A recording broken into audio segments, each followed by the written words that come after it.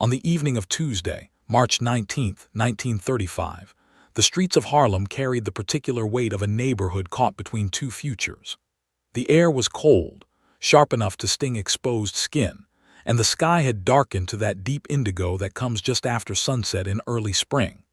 Lenox Avenue stretched north and south in a corridor of brick tenements, corner stores with hand-painted signs, and pool rooms where men gathered to talk politics, numbers, and survival. The streetlights had come on, casting yellow pools onto the wet pavement, and steam rose from manhole covers in lazy spirals. This was a Tuesday like many others in Harlem, except that on this particular Tuesday, a decision was being made in a second-floor room above a barbershop on 135th Street that would reshape the criminal economy of the neighborhood for the next decade. Ellsworth Raymond Johnson, known to almost everyone in Harlem as Bumpy, sat at a small wooden table near the window, his back to the wall, his eyes on the street below.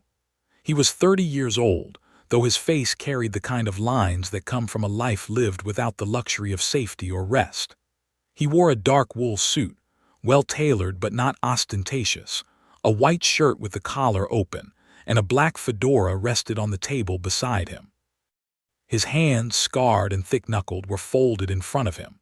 He did not smoke, though several ashtrays around the room held the remnants of other men's cigarettes. He had been sitting there for the better part of 2 hours, listening to the men who had come to speak with him, men who ran numbers operations, who controlled corner stores, who employed runners and collectors and enforcers across a dozen blocks. They had come because they had a problem, and the problem had a name: Dutch Schultz. Arthur Flegenheimer, who had adopted the alias Dutch Schultz because it sounded more menacing than his given name, had controlled significant portions of Harlem's illegal lottery operations for nearly 3 years. He was a white gangster from the Bronx, a man who had built his empire on bootlegging during Prohibition and had shifted seamlessly into the numbers racket when the liquor laws changed. Schultz was violent, unpredictable, and deeply resented by many of the black operators in Harlem who had built the numbers game from the ground up only to see it taken over by outsiders with more capital, more political connections, and more willingness to use extreme violence. Schultz's men collected protection money from storekeepers. They muscled into established operations. They beat runners who refused to comply, and they made it clear that anyone who resisted would be eliminated. For 3 years, the people of Harlem had lived under this arrangement, paying tribute to a man who did not live among them, who did not understand their community, and who saw them only as a source of revenue. But by the spring of 1935, the patience of Harlem's underworld had worn thin, and the man they had turned to, the man they believed could do what no one else had managed, was Bumpy Johnson. Bumpy had not been in Harlem long by the standards of those who considered themselves old-timers. He had arrived from South Carolina in the early 1920s, part of the Great Migration that had brought hundreds of thousands of black Southerners north in search of work, safety, and opportunity. He had been a teenager then, sharp-eyed and restless, with a quick temper and a willingness to fight that had earned him both respect and trouble. He had spent time in reform school, time in prison, time running errands for older criminals who recognized his intelligence and his ruthlessness. By his mid-20s, Bumpy had established himself as someone who could be trusted to handle difficult problems, someone who understood the delicate balance between violence and negotiation, someone who could move between the world of street-level hustlers and the more organized, more sophisticated operations that controlled larger territories. He was not the loudest man in Harlem. He was not the flashiest, but he was known and he was feared, and more importantly, he was respected. And respect in the economy of Harlem's underworld was a currency more valuable than cash. The men who had come to see Bumpy that evening represented a coalition of interests. There was Marcus Garvey Thompson, who ran a numbers bank out of a funeral home on 7th Avenue. There was Samuel Green, who controlled several policy shops in the Sugar Hill neighborhood. There was Raymond St. Clair, whose wife Stephanie was one of the most powerful figures in Harlem's numbers world, a woman known as Madame Queen who had resisted Schultz longer and harder than almost anyone else. And there were others, smaller operators, men who employed a handful of runners each, men who lived week to week on the margins of legality and poverty, men who had everything to lose if Schultz continued to tighten his grip. They had come to Bumpy because they believed he could do what they could not do individually. They believed he could organize them, protect them, and ultimately drive Dutch Schultz out of Harlem. But what they did not fully understand, what Bumpy himself was only beginning to grasp, was that this was not just a matter of violence or intimidation. This was a matter of changing the fundamental power structure of the neighborhood, of proving that Harlem could govern itself, that black operators could control their own economy without the interference of white gangsters from outside. This was, though no one used the word at the time, a matter of self-determination. Bumpy listened as the men laid out their grievances. Schultz's men had beaten a runner named William Hayes so badly that he had lost sight in one eye. They had burned down a policy shop on Lenox Avenue when the owner refused to pay protection. They had kidnapped the nephew of a numbers banker and held him for 3 days until a ransom was paid. And most recently, they had murdered a man named Thomas Reeves, a well-liked operator who had tried to organize resistance, shooting him twice in the chest and leaving his body in an alley as a warning. The violence was escalating. The fear was spreading. And the people of Harlem, the ordinary people who played the numbers as a form of hope, as a way to dream about a better life, were beginning to lose faith in the very system that had sustained them through the hardest years of the Depression. If something did not change soon, the entire structure would collapse. And if that happened, Schultz would not be the only one who benefited. The police, the politicians, the corrupt judges who took bribes from both sides, all of them would step in to fill the vacuum. And Harlem would lose not just its numbers game, but its autonomy, its dignity, its sense of itself as a community capable of controlling its own fate. When the men had finished speaking, Bumpy sat in silence for a long moment. Outside, the sound of a jazz band drifted up from a club on the ground floor, the horn section playing something slow and mournful. The room smelled of cigarette smoke and old wood and the faint chemical tang of hair tonic from the barbershop below. Bumpy's eyes moved from face to face, reading each man, assessing what they were willing to risk, what they were capable of, what they feared. He knew that some of them had already made deals with Schultz, that they were hedging their bets, that they would turn on him the moment it became clear that resistance was futile. He knew that others were sincere but weak, that they would fold under pressure, that they could not be relied upon when things became dangerous. And he knew that a very few, were ready to see this through to the end, whatever that end might be. Those were the men he would work with.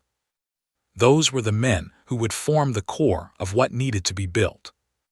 Bumpy spoke quietly, his voice steady and without emotion. He told them that driving out Dutch Schultz would not be accomplished through a single act of violence. Schultz had too many men, too much money, too many connections. A direct confrontation would result in a bloodbath that Harlem could not afford and could not win. Instead, Bumpy proposed a different strategy. They would make Harlem ungovernable for Schultz. They would make it so expensive, so difficult, so dangerous for his men to operate in the neighborhood that he would eventually decide it was not worth the effort. They would do this through a combination of intimidation, economic pressure, and strategic violence. They would target Schultz's collectors, his enforcers, his sources of information. They would disrupt his supply lines, his communication networks, his relationships with corrupt police officers. They would make every transaction, every collection, every threat a risk for his organization. And they would do it in a way that did not invite retaliation against the broader community, that did not bring the full weight of Schultz's organization down on Harlem streets. It would take time. It would require discipline. It would demand sacrifices. But it was the only way to win. The men listened, some nodding, some skeptical, some clearly frightened by the scope of what Bumpy was proposing. But no one argued. No one offered an alternative, because they all understood, even if they did not want to admit it, that Bumpy was right. There was no quick solution. There was no magic bullet. There was only the slow, grinding work of building an organization strong enough, disciplined enough, and ruthless enough to outlast a man who had already proven he would kill to maintain his control. And if they were going to do that, they needed someone to lead them. They needed someone who understood power, who understood violence, who understood the psychology of intimidation. They needed Bumpy Johnson. And Bumpy, sitting at that table with his scarred hands folded in front of him, understood that this was the moment that would define the rest of his life. This was the moment when he stopped being just another hustler, just another enforcer, just another man trying to survive in a brutal world. This was the moment when he became something more, something necessary, something that Harlem needed, even if Harlem did not fully understand it yet. The meeting ended after midnight. The men filed out one by one, careful not to leave together, careful not to draw attention. Bumpy remained at the table, alone now except for a man named Junie Bayard, who had been his closest associate for nearly 5 years. Junie was older, in his early 40s, a former boxer who had lost too many fights and turned to criminal work when his body could no longer take the punishment. He was loyal, reliable, and smart enough to know when to speak and when to stay silent. He sat across from Bumpy, rolling a cigarette between his fingers, waiting. After a long silence, Bumpy spoke. He said that they needed to start with information. They needed to know where Schultz's men were collecting, who was paying them, who was resisting, who was informing. They needed to map the entire operation, to understand its weak points, its dependencies, its vulnerabilities. And they needed to do it quietly without alerting Schultz or his lieutenants. Junie nodded. He had already anticipated this. He had people who could ask questions, who could watch, who could report back. Within a week, they would have a clearer picture, and once they had that picture, they could begin. The first action came 11 days later, on a Saturday afternoon in late March. 2 of Schultz's collectors, both white men from the Bronx, were making their rounds in the neighborhood around 8th Avenue and 145th Street. They moved with the confidence of men who had been doing this work for years, men who knew that resistance was rare and easily crushed. They entered a small grocery store owned by an older man named Abraham Levy, a Jewish immigrant who had lived in Harlem for 20 years and who had always paid his protection money without complaint. On this particular Saturday, Abraham was not alone in the store. There were 3 other men present, standing near the back, examining produce, talking quietly among themselves. The collectors did not recognize them. They did not think to be cautious. They approached the counter, demanded the weekly payment, and when Abraham hesitated, one of them reached across the counter and grabbed him by the collar, pulling him forward, speaking in a low, threatening voice. What happened next occurred very quickly. The 3 men in the back of the store moved forward. One of them, a man named Leon Harris, grabbed the collector who was holding Abraham and pulled him backward, slamming him against the wall. The second collector reached for a weapon, but before he could draw it, another man, Clarence Dupree, struck him hard across the side of the head with a blackjack, dropping him to the floor. The third man, whose name was never recorded, locked the front door of the store and pulled down the shade. The beating that followed was methodical and brutal. The 2 collectors were not killed, but they were hurt badly enough that they would not be working for several weeks. And when they were finally allowed to leave, stumbling out into the street, bloodied and disoriented, they carried with them a message. The message was simple. Harlem was no longer open for business. Word of the incident spread quickly. Within hours, everyone in the neighborhood knew that Schultz's men had been beaten, that they had been humiliated, that they had been sent away without collecting a single dollar. The reaction was mixed. Some people were relieved, even jubilant, seeing it as the beginning of the end of Schultz's reign. Others were terrified, certain that retaliation would be swift and devastating. And a few, those who understood the criminal world more deeply, recognized that this was not an isolated act of defiance, but the opening move in a larger campaign. Dutch Schultz was not a man who accepted challenges lightly. He would respond. The only question was how. Response came 4 days later. 3 men associated with the resistance, men who had been present at Bumpy's meeting, were attacked in separate incidents across Harlem. One was shot in the leg outside his home. Another was beaten by 4 of Schultz's enforcers and left unconscious in an alley. The third was kidnapped, held for 12 hours, and released with a warning that if any more of Schultz's collectors were touched, he would be killed. The message was clear. Schultz was not backing down. He was escalating. And he was making it known that anyone who stood against him would pay a price. This was the moment when many of the men who had attended Bumpy's meeting began to waver.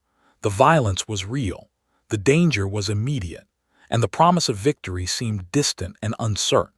Several operators quietly approached Schultz's organization and offered to resume paying protection. Others simply disappeared, leaving the neighborhood or going underground, waiting to see which side would prevail. The coalition that Bumpy had tried to build was fracturing before it had even fully formed. But Bumpy did not waver. In the days following Schultz's retaliation, he moved through Harlem with a deliberate visibility, appearing at clubs, at pool rooms, at barbershops, always calm, always controlled, always projecting the image of a man who was not afraid. He spoke with the people who had been attacked, offering them money for medical expenses, promising them protection, assuring them that the fight was not over. He met with the operators who had wavered, not threatening them, not demanding loyalty, but simply reminding them of what life under Schultz looked like, reminding them of the beatings, the extortion, the humiliation. And he began to build a new structure, a more disciplined organization, drawing in younger men who were hungry, who were angry, who saw in Bumpy's resistance a chance to claim power for themselves. These men were not motivated by ideology or community pride. They were motivated by opportunity, by the prospect of controlling their own corners, their own operations, their own money. But Bumpy understood that motivation was less important than loyalty, and loyalty could be built through success. If he could show them that Schultz could be beaten, that Harlem could be taken back, then they would follow him. And once they followed him, he could shape them into something more than just a collection of street criminals. He could shape them into an organization. The second wave of action began in mid-April. This time, the targets were not Schultz's collectors but his infrastructure.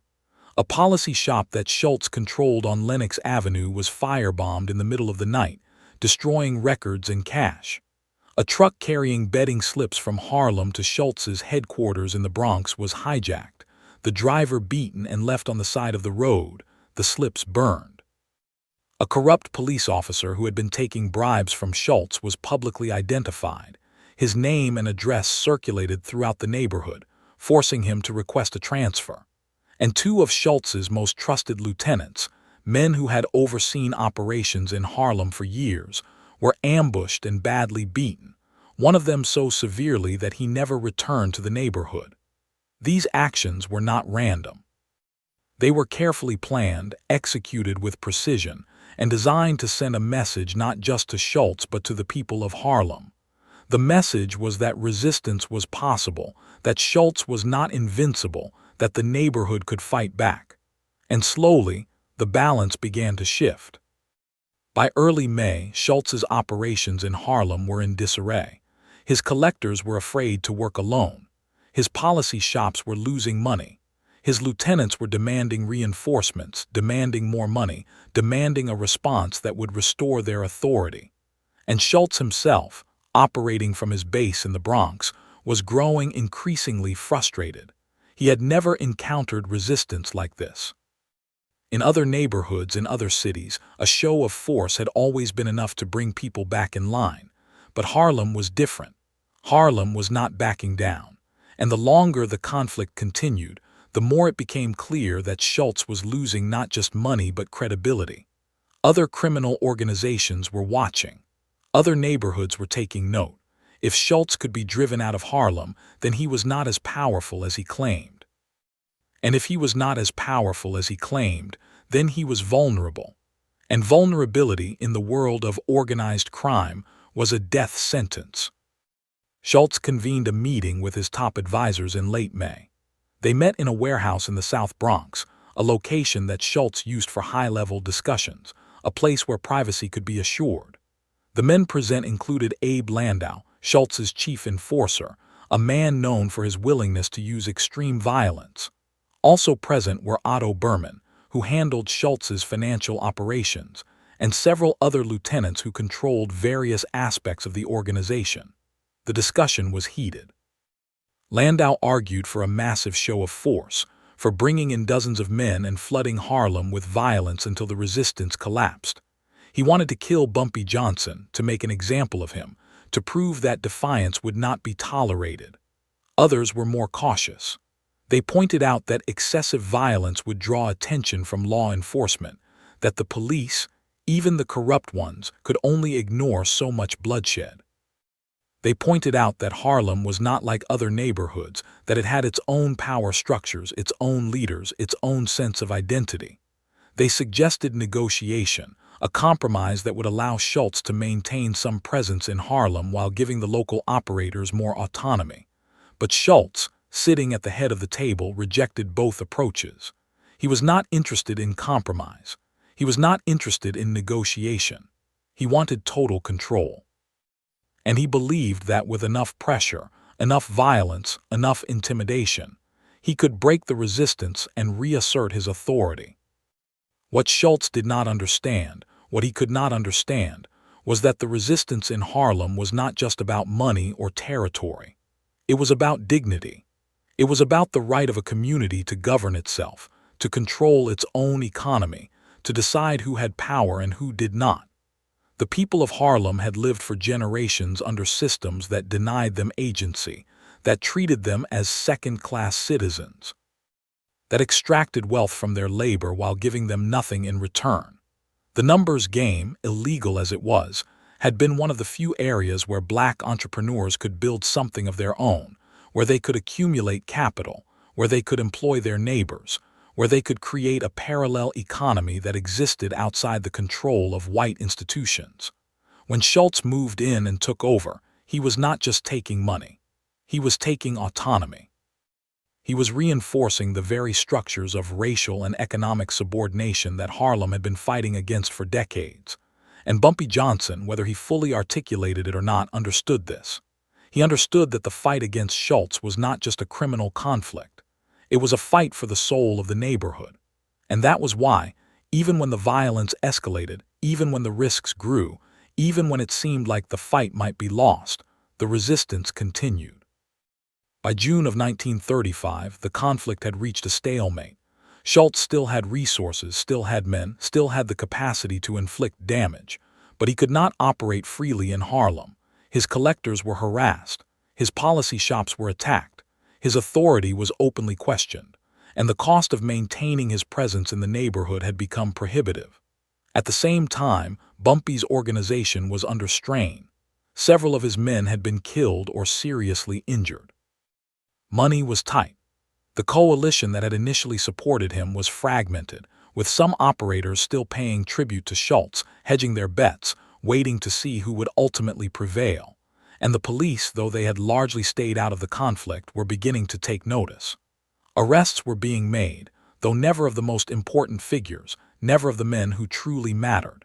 It was a war of attrition, and neither side could afford to lose, but neither side seemed capable of winning. The turning point came in late June, though it was not immediately recognized as such. Dutch Schultz, facing increasing pressure from law enforcement over his other criminal activities, particularly tax evasion, made a decision that would ultimately prove fatal to his control of Harlem. He decided to consolidate his operations, to focus his resources on protecting his core territories in the Bronx and Manhattan, and to reduce his presence in areas that were proving too costly to control. Harlem was at the top of that list. Schultz did not publicly announce his withdrawal. He did not negotiate with Bumpy or with any of the Harlem operators. He simply ordered his men to scale back their activities, to stop collecting from certain areas, to avoid confrontations that were not absolutely necessary. It was a tactical retreat, framed internally as a temporary adjustment, but everyone involved understood what it really meant. Schultz was giving up. Not completely, not officially, but enough that the balance of power had shifted. And once that shift became visible, it became irreversible. Word spread through Harlem with the speed of wildfire. Schultz's men were pulling back. Collections were not being made. Policy shops that had been controlled by the Bronx organization were suddenly operating independently. And Bumpy Johnson, without making any grand pronouncements, without claiming victory, quietly moved to fill the vacuum. He met with the operators who had resisted, offering them protection and partnership. He met with the operators who had collaborated with Schultz, offering them a chance to switch sides without retribution, though making it clear that future betrayals would not be tolerated. And he began to impose a new structure, a new system of governance that would prevent any single outside organization from ever again taking control of Harlem's numbers game. It was not a formal system. There were no written rules, no official hierarchy, but everyone understood how it worked. Bumpy Johnson was now the most powerful figure in Harlem's underworld, and anyone who wanted to operate in the neighborhood did so with his permission, under his protection, and according to his rules. The victory was not total. Dutch Schultz still maintained some presence in Harlem, still collected from a few operators who remained loyal or fearful, and the conflict had taken a toll. Men had died, businesses had been destroyed, families had been disrupted. The violence had scarred the neighborhood in ways that would take years to heal, but the fundamental question had been answered. Harlem had chosen. Not through a vote, not through a public declaration, but through the accumulated actions of thousands of individuals who had decided, consciously or unconsciously, that they would rather take their chances with Bumpy Johnson than continue to live under the control of Dutch Schultz. They had chosen a black gangster from their own community over a white gangster from outside. They had chosen local control over external domination. They had chosen self-determination, however imperfect, over subjugation. And that choice, made in the spring and summer of 1935, would shape the trajectory of Harlem for decades to come. Bumpy Johnson's control of Harlem was never absolute and never unchallenged. He would face rivals, betrayals, law enforcement pressure, and eventually imprisonment. But the precedent had been set. Harlem's criminal economy, like its cultural and social economy, would be controlled by the people who lived there, for better or worse. The numbers game, which had begun as a way for poor people to dream of a better life, became a source of employment, capital, and power for black entrepreneurs who had few other opportunities. The money generated by the numbers funded legitimate businesses, supported families, paid for educations, and built wealth that would eventually help fuel the civil rights movement and the economic development of the neighborhood. It was a criminal enterprise, exploitative and often violent, but it was also one of the few spaces where black economic autonomy could exist in a society that systematically denied such autonomy at every turn. And at the center of that space, for a crucial moment in history, was Ellsworth Raymond Johnson, a man who understood that power was not just about violence or money, but about control, respect, and the willingness to fight for what you believed was yours. By the fall of 1935, Dutch Schultz's attention had shifted entirely away from Harlem. He was facing federal indictment for tax evasion, a charge that would eventually lead to his murder by other members of organized crime who feared he had become too much of a liability. On October 23, 1935, Schultz was shot multiple times in a restaurant in Newark, New Jersey. He died the following day. His death effectively ended any remaining claims his organization had to Harlem's numbers operations. The neighborhood, which had been contested territory for 3 years, was now firmly under local control. And Bumpy Johnson, at 30 years old, had become a legend, a figure whose reputation would outlive him, whose story would be told and retold, mythologized and debated, but never forgotten. The significance of what happened in Harlem in 1935 extends beyond the immediate criminal context. It was a moment when a community asserted its right to self-governance, even in an illegal economy, even in a context shaped by violence and exploitation.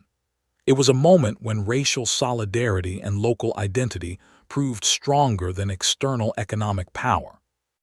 And it was a moment that demonstrated perhaps more clearly than any other event of that era, that black communities in urban America were not passive victims of outside forces, but active agents capable of organizing, resisting, and ultimately prevailing against seemingly overwhelming odds.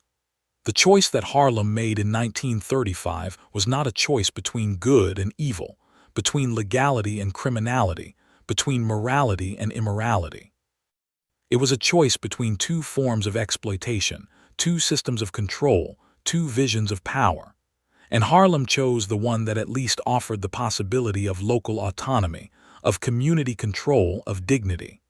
That choice, made street by street, corner by corner, operator by operator, was a form of resistance. And like all forms of resistance, it came at a cost.